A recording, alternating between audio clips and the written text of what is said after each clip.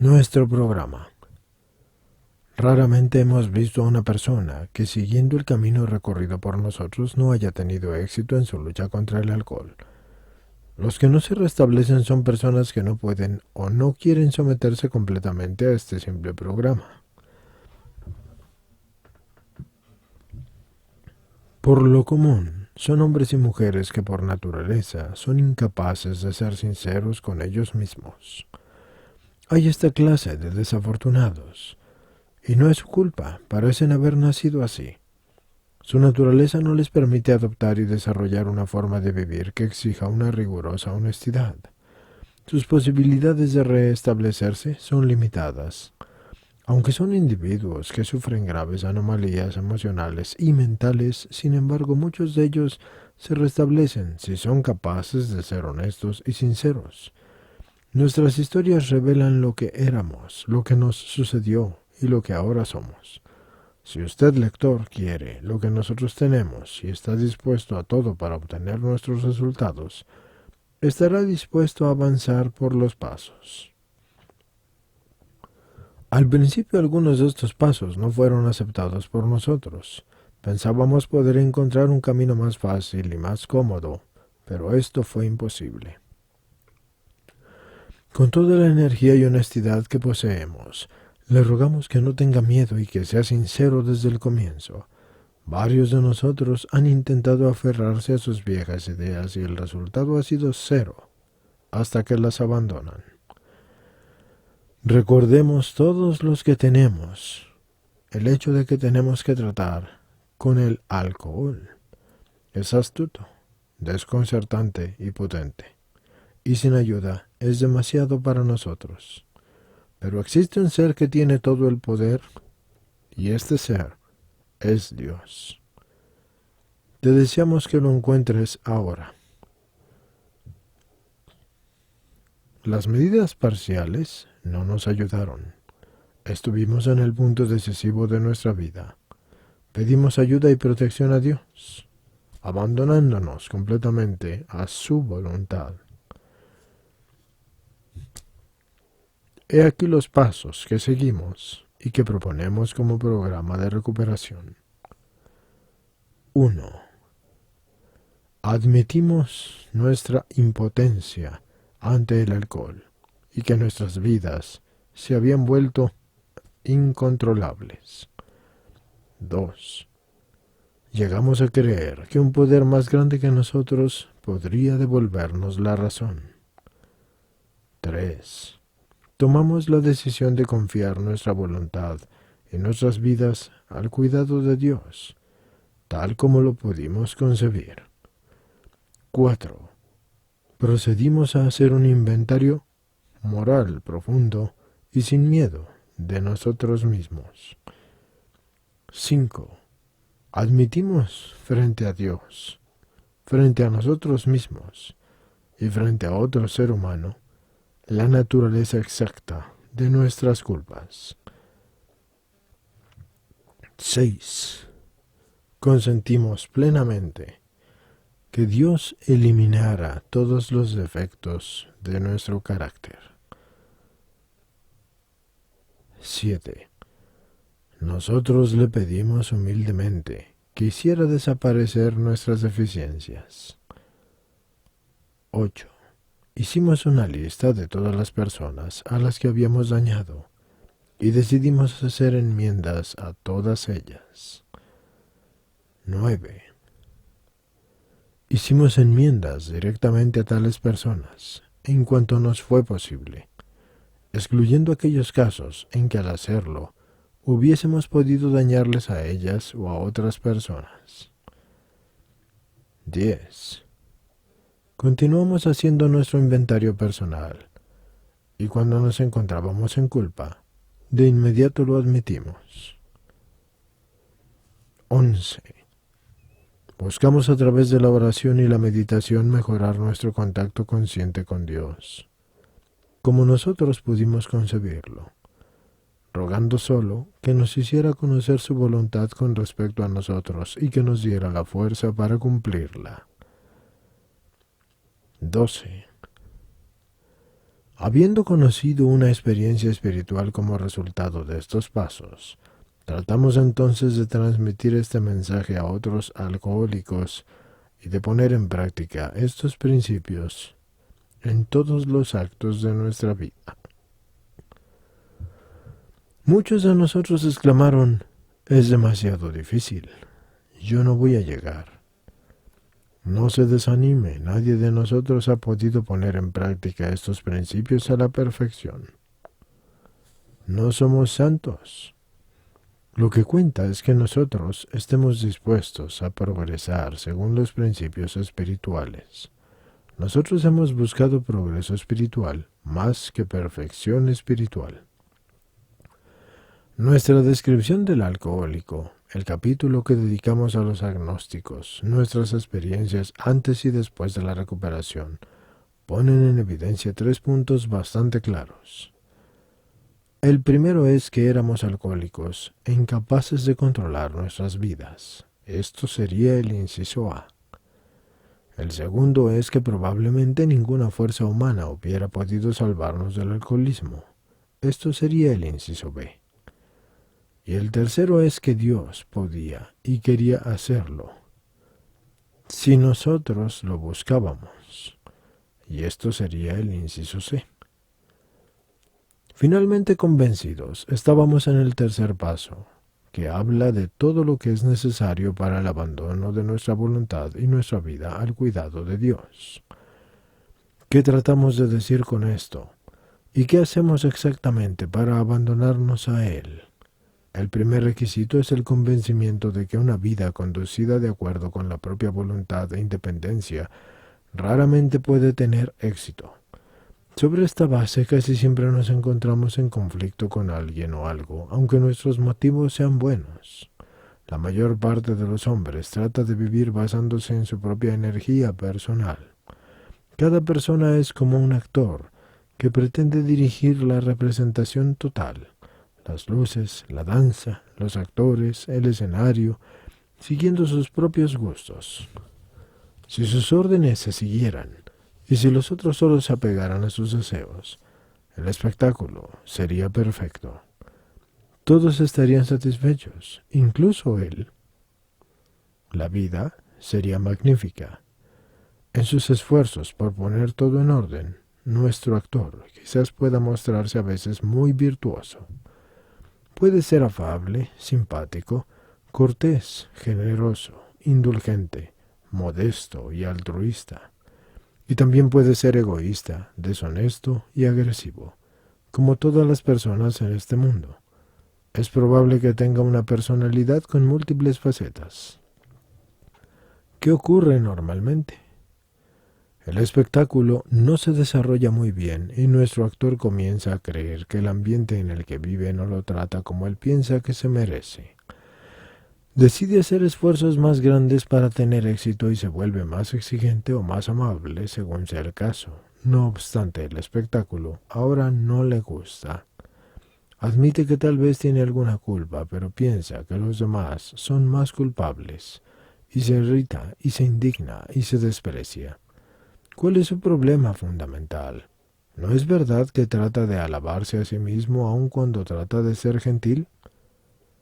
¿No es víctima de la ilusión de que se puede lograr dicha y satisfacción en este mundo con la sola condición de saber cómo hacerlo?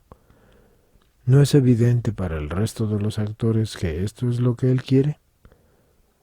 ¿Y no es cierto que todo esto incita a los otros a vengarse retirando lo mejor del espectáculo? Aún en sus mejores momentos, ¿no crea él más confusión que armonía? Nuestro actor es un egocéntrico y un ególatra. Es como un rico pensionado que pasa bien el invierno bajo el sol de Florida lamentando el desastre financiero en el que se encuentra su nación. Es como un predicador que suspira con horror por los pecados del siglo XX. Es como el político y el reformador que afirma que seguramente la utopía se realizaría si los demás se comportaran bien, y como el ladrón que fuerza cajas de valores mientras que piensa que la sociedad se ha comportado mal con él. Y como el alcohólico que ha perdido todo y se recupera tras de 4 paredes, cualesquiera que sean nuestras protestas, ¿no es verdad que la mayor parte de nosotros estamos preocupados por nosotros mismos y por los propios resentimientos y no hacemos más que conmiserarnos? Egoísmo y egocentrismo. He aquí la causa de nuestras penas, llevados por múltiples formas de temor y miedo y preocupaciones y autoconmiseración. Pisamos a los otros y ellos reaccionan y a veces nos hacen daño, sin que haya mediado una provocación de nuestra parte. Pero si reflexionamos sobre cuánto hemos hecho, podremos reconocer que dimos motivos suficientes para provocarlos, porque bajo nuestro egocentrismo y nuestra autoconmiseración, no pensábamos más que en nosotros, y no nos preocupaban los demás. En el fondo, pensamos que la causa de nuestros problemas somos nosotros mismos.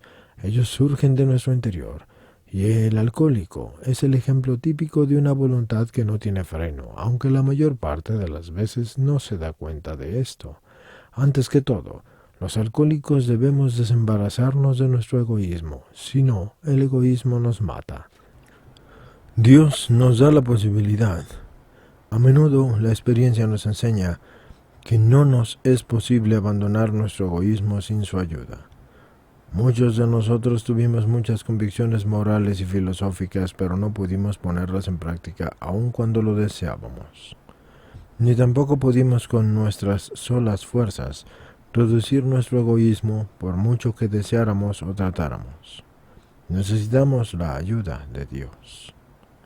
He aquí el cómo y el porqué de nuestro método. Antes que nada tuvimos que dejar de comportarnos como si nosotros mismos fuéramos Dios. Este modo de ser no funcionó.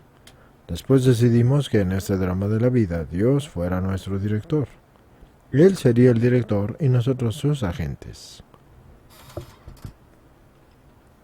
Él es el Padre, nosotros los hijos. La mayor parte de las buenas ideas no son complicadas, sino simples. Y este concepto ha sido la llave de este arco del triunfo por el cual hemos pasado para reencontrar nuestra libertad. Tomada esta resolución con sinceridad, comprendimos que en torno nuestro acaecían cosas maravillosas y que teníamos un nuevo patrón. En su omnipotencia, Él nos proveía de lo que necesitáramos, a condición de que nosotros estuviéramos cerca de Él e hiciéramos bien su trabajo. Llenos de fe en Él, nos fuimos interesando menos en nosotros mismos, en nuestras pequeñas ideas y en nuestros proyectos. Más y más interesante era aportar una contribución a la vida, mientras sentíamos que nos inundaba una nueva fuerza, gozábamos de una profunda paz del espíritu, y cuando descubrimos la posibilidad de encarar la vida con éxito, y cuando tuvimos conciencia de su presencia, comenzamos a perder aquel miedo del hoy, del mañana y del porvenir que siempre habíamos tenido. Habíamos nacido por segunda vez. Aquí nos encontramos entonces en el tercer paso. Varios de nosotros se dirigieron a su Creador, tal como ellos lo entendían, con la siguiente plegaria. Oh Dios, te ofrezco todo de mí, para que tú puedas rehacerme de nuevo y hagas de mí lo que quieras. Libérame de la esclavitud del egoísmo, para que yo pueda cumplir tu voluntad. Aleja de mí las dificultades, de suerte que mi victoria sobre ellas sea un testimonio de tu fuerza, de tu amor y de tu modo de vida para aquellos a quienes yo haya ayudado. Haz que yo pueda hacer siempre tu voluntad. Largamente reflexionamos antes de pasar esta etapa, ya que queríamos estar bien dispuestos, y queríamos estar seguros de que al fin podíamos abandonarnos a Él completamente. Descubrimos que era bueno afrontar este paso de crecimiento espiritual junto con alguna persona comprensiva, ya fuera la esposa o un buen amigo o el director espiritual. Mejor es encontrarse a solas con Dios que con una persona que no comprenda. La selección de las palabras evidentemente que depende de nosotros, pero lo importante es que se exprese claramente lo que uno intenta afirmar. Es solamente el inicio, Pero si se comienza con humildad y honestidad el camino hacia el abandono a Dios, de inmediato entonces se tienen resultados, y a veces bastante grandes. Enseguida, nos encaminamos en una carrera vigorosa de actividad cuyo primer paso es un inventario personal, una limpieza de nuestra conciencia que muchos de nosotros ni siquiera habíamos intentado hacer. Aunque la decisión tomada fue crucial y determinante, comprendimos que no podía haber un efecto duradero si no era seguida por un constante y continuo acto de voluntad y de enfrentar y liberarnos de todos nuestros impedimentos. La necesidad de beber no era más que un síntoma, y por lo tanto debíamos atacar las causas y los motivos. Para tal fin, como dijimos arriba, comenzamos el inventario personal. Era el cuarto paso de nuestro crecimiento espiritual. Un negociante que no hace regularmente el inventario de sus mercancías está destinado a fracasar. Hacer un inventario comercial consiste en reconocer los hechos y examinarlos. Se busca conocer bien la mercancía en el almacén. Uno de los fines de la operación es determinar cuáles son las mercancías dañadas o invendibles. Entonces hay que liberarse de ellas prontamente y sin lamentarlo. Si un negociante está intentando el éxito, no se puede engañar sobre cuánto hay en la tienda si es que le interesa lograrlo. Hicimos un inventario semejante de nuestra vida y lo hicimos sinceramente. Al principio buscamos las imperfecciones de nuestro carácter que causaron nuestro fracaso. Convencidos de que el egoísmo es la causa de nuestra ruina, consideramos sus manifestaciones más comunes. El resentimiento es el enemigo número 1. Este sentimiento destruye más alcohólicos que cualquier otra cosa. Da lugar a todas las formas de enfermedad espiritual, y hay que admitir que estábamos afectados no solo mentalmente y físicamente, sino también espiritualmente. Por lo tanto, cuando el mal espiritual ya no existe, nos recuperamos física y mentalmente. Para examinar nuestros resentimientos, los escribimos sobre una hoja. Hicimos la lista de las personas, de las instituciones o de los principios que suscitaban nuestra cólera. Nos preguntamos por qué nos enojábamos. Encontramos que la mayor parte del tiempo nos sentimos heridos o amenazados en nuestro amor propio y nuestras ambiciones y nuestra cartera y nuestras relaciones personales, comprendidas aquí las sexuales, porque estaban en peligro y amenazadas, y eso nos hacía sufrir y también encolerizarnos. En la lista de nuestros resentimientos, también apuntamos al lado de cada nombre la naturaleza de nuestra herida, preguntándonos qué aspecto de nuestra vida había sido afectado. Nuestro amor propio, nuestra seguridad, nuestras ambiciones, nuestras relaciones personales, nuestras relaciones sexuales. En general, nuestra descripción era tan precisa como la siguiente. 1. Tengo resentimiento hacia el señor Guzmán.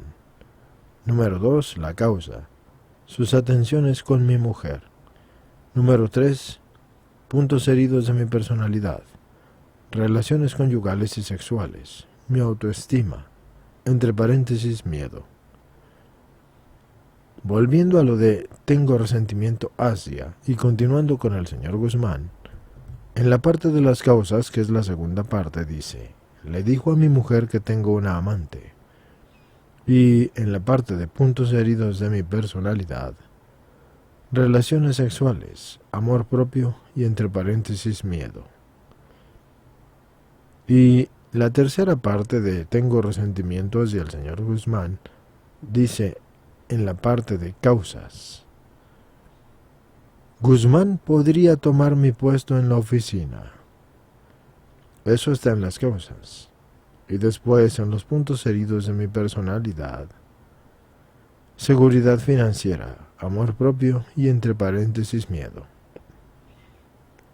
Luego viene en la parte de tengo resentimiento hacia la señora Castañón y dice en la parte de causas, es una loca, me rechazó, internó a su marido por beber, él es mi amigo. Ella es una chismosa. Y luego en la parte de puntos heridos de mi personalidad, relación personal, amor propio y entre paréntesis miedo. Y luego cambiamos a mi patrón, que es la parte en la de tengo resentimiento hacia. Mi patrón o jefe. Causa: irrazonable, injusto, demasiado. Luego, puntos heridos de mi personalidad. Exige amor propio, entre paréntesis miedo. Amenaza demasiado con mi seguridad financiera. Amenaza con correrme por beber demasiado y por aumentar mi cuenta de gastos. Y en la parte de puntos heridos de mi personalidad, exige el amor propio y tengo miedo. Amenaza demasiado y amenaza mi seguridad financiera. Ahora pasamos a mi mujer, en la parte de tengo resentimiento hacia. En las causas, no me comprende, me critica.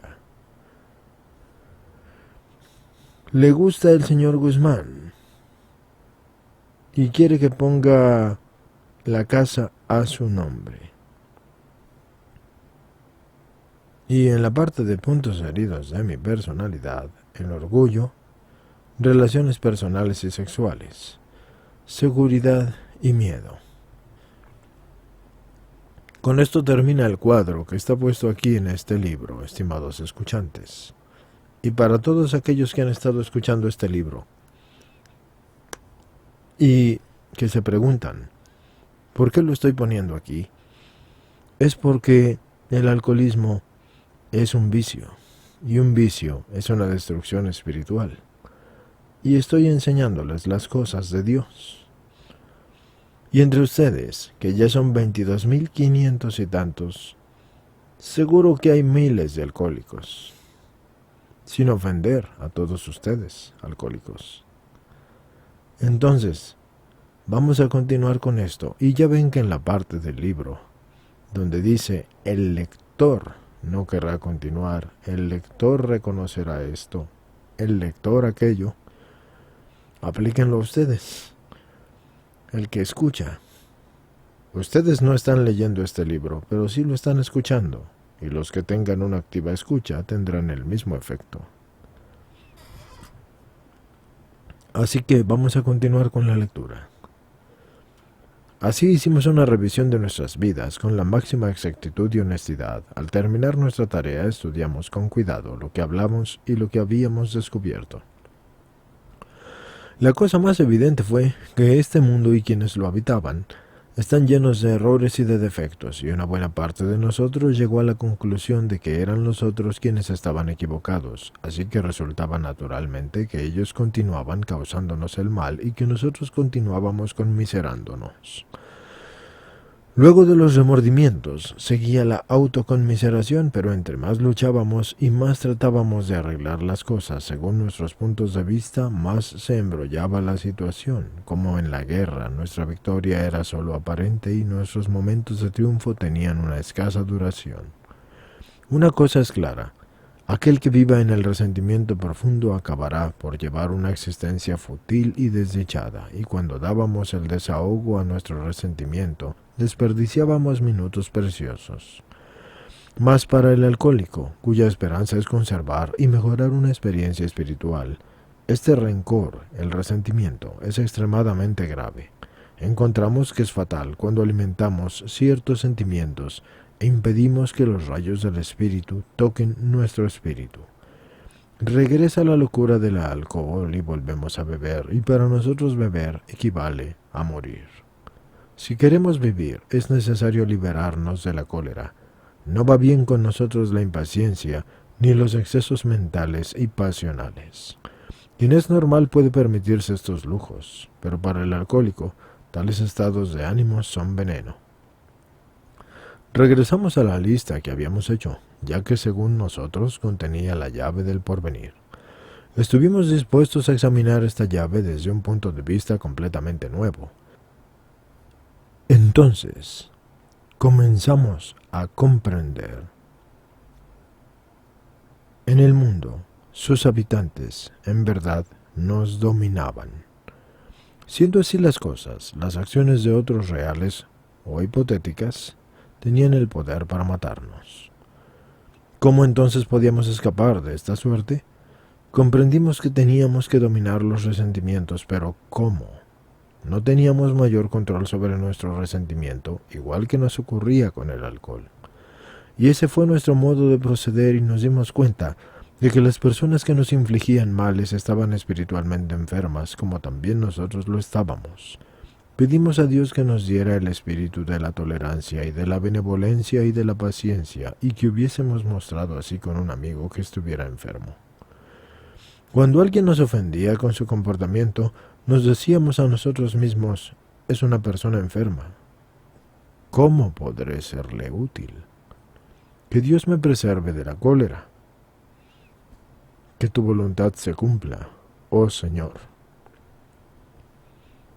Evitamos la venganza o las discusiones con las personas enfermas, y no nos comportaríamos así. Si lo hiciéramos, destruiríamos toda buena esperanza de ayudar a los demás. No podíamos ser útiles a todos, pero Dios nos mostraría cómo tratar a todos y a cada uno con dulzura y tolerancia. Volvamos a nuestra lista. Enfrentamos resueltamente nuestros errores, poniendo completamente aparte los males que otros nos habían hecho a nosotros.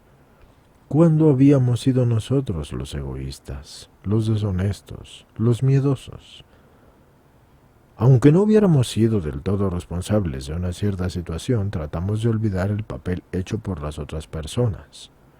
¿Cuándo habíamos sido nosotros los culpables? Hicimos el inventario de nuestro comportamiento, no el de los demás. Una vez descubiertos nuestros errores, los pusimos en una lista en blanco y negro y estaban ante nuestros ojos. Admitimos honestamente nuestros errores y expresamos la voluntad de corregirlos. Si se observa el ejemplo descrito arriba, se notará que la palabra miedo está escrita entre paréntesis cuando se trata de las dificultades relacionadas con el señor Guzmán, la señora Castañón, el patrono jefe y la esposa. Esta palabra, así de corta, tiene que ver con todos los aspectos de nuestra vida. El tejido de nuestra existencia fue corroído por este hilo temible y diabólico, y puso en movimiento tantas circunstancias que nos trajeron desgracias que pensamos que no merecíamos. ¿Pero acaso no éramos nosotros los que habíamos dado la patada inicial? Hemos llegado a pensar a veces que el miedo puede ser clasificado como el robo en cuanto a causa y que multiplica los problemas. Examinamos con toda precisión nuestros miedos y los catalogamos por escrito, aunque no hubieran estado acompañados de resentimiento, y nos interrogamos sobre su causa. ¿No era que nuestras fuerzas nos habían fallado? La confianza en nosotros era buena, pero no pudo llegar lo suficientemente lejos. Ni el problema del miedo, ni ninguno de los otros problemas que padecíamos pudo ser vencido con la confianza en nosotros mismos. Es más, cuando esta virtud nos hacía sentirnos orgullosos, todo empeoraba. ¿Existe un método mejor? Así lo creemos, pues ahora tenemos otros fundamentos: la confianza en Dios y el abandono a sus cuidados. Más que fiarnos de nuestros yo limitados, ponemos nuestra confianza en un Dios infinito y estamos en el mundo para desempeñar el papel que Él nos asignó. En la medida en que hagamos lo que creamos que Él quiere y que humildemente dependemos de Él, nos capacitará para enfrentar con serenidad la desgracia. Jamás nos excusamos ante nadie por depender de nuestro Creador. Podemos reírnos de aquellos que consideran la espiritualidad como la vía de la debilidad. Al contrario, es la vía de la fuerza. La historia ha demostrado que fe es sinónimo de coraje. Todos los hombres de fe han tenido coraje. Tienen confianza en su Dios. En ningún caso nos excusamos a causa de Dios. Nosotros mejor le dejamos demostrar a través de nosotros lo que Él puede hacer. Nosotros le pedimos que nos libre de nuestro miedo y que nos haga ver lo que quiere de nosotros. A partir de ahí sentimos al temor alejarse de nosotros. Llegamos ahora a la cuestión sexual. Varios de nosotros tuvieron necesidad de una reforma en este campo, pero antes que todo tratamos de ser sensibles al respecto, ya que es muy fácil extraviarse. Es un punto sobre el cual las opiniones son diametralmente opuestas y van también hasta los extremos absurdos. Por una parte están aquellos para quienes las relaciones sexuales no hacen más que satisfacer las necesidades de nuestra naturaleza interior y no responden exclusivamente más que a la sola necesidad de procrear. Por otra parte están aquellos que siempre demandan más y más sexo y que deploran la institución del matrimonio. Ellos consideran que la mayoría de los problemas del género humano son en el fondo problemas de orden sexual y para ellos o nuestras relaciones sexuales no son lo suficientemente frecuentes o no son buenas. Todo les parece revelar la vida sexual. Para algunos la pimienta de la vida debería prohibirse y para otros solo la pimienta debería contar. No queremos entrar en esa controversia. No queremos ser los árbitros de ninguna actitud frente a la sexualidad. Todos nosotros tenemos problemas de sexualidad. No seríamos seres humanos si no los tuviéramos, pero ¿cómo resolverlos? Analizamos nuestra conducta de años pasados, cuando habíamos sido egoístas, deshonestos o desconsiderados. ¿Le habíamos hecho daño a alguien? ¿Habíamos sido un motivo válido o la causa de celos o de sospecha o de amargura para otras personas? ¿Cuándo habíamos actuado mal en ciertas situaciones? ¿Cómo debimos habernos comportado? Transcribimos todo lo que clasificamos y nos pusimos a estudiar el resultado. Al estudiar nuestra conducta intentamos trazarnos para el futuro un ideal de vida sexual que fuera sano y realista. Para cada relación nos hicimos la siguiente pregunta: ¿habíamos sido o no egoístas? Le pedimos a Dios que nos ayudara a moldear un ideal y actuar de acuerdo con el mismo. Siempre llevábamos en la mente que nuestras facultades sexuales nos habían sido dadas por Dios y que por consiguiente no podían ser malas, pero no podíamos utilizarlas a la ligera o egoístamente. Ni tampoco debíamos despreciarlas o tenerles aversión. Cualquiera que sea el ideal adoptado, debemos siempre estar dispuestos a creer hacia el mismo y también a crecer hacia el mismo.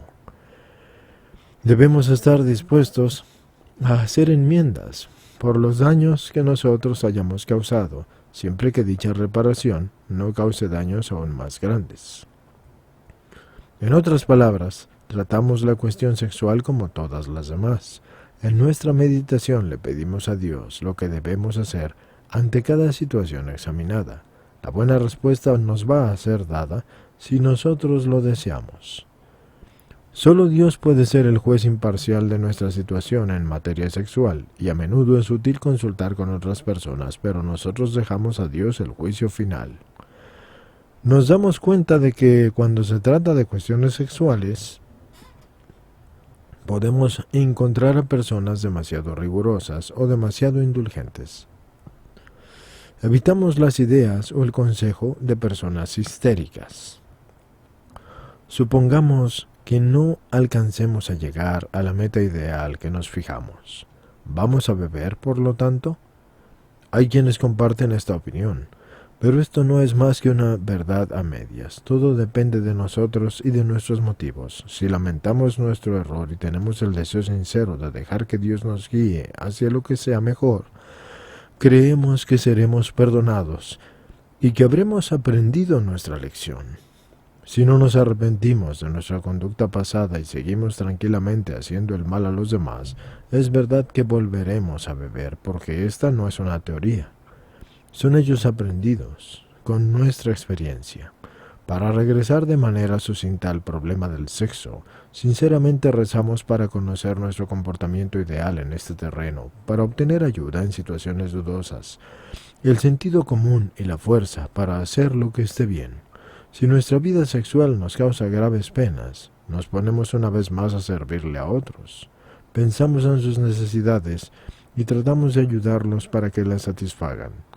Eso nos obliga a salir de nosotros mismos y nos calma los deseos imperiosos cuya satisfacción significaría sufrimiento. Si verdaderamente hemos hecho un inventario exhaustivo, Escribimos mucho, enumeramos y analizamos nuestros resentimientos, empezamos a comprender su futilidad y el peligro mortal que representaban. Comenzamos a ver lo terriblemente destructores que son.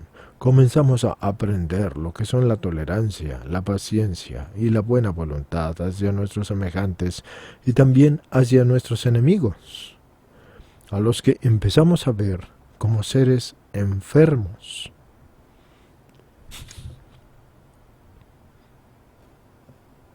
Hicimos la lista de las personas que nuestra conducta había lastimado, y estuvimos dispuestos a reparar, si era posible, el daño que les habíamos causado en el pasado.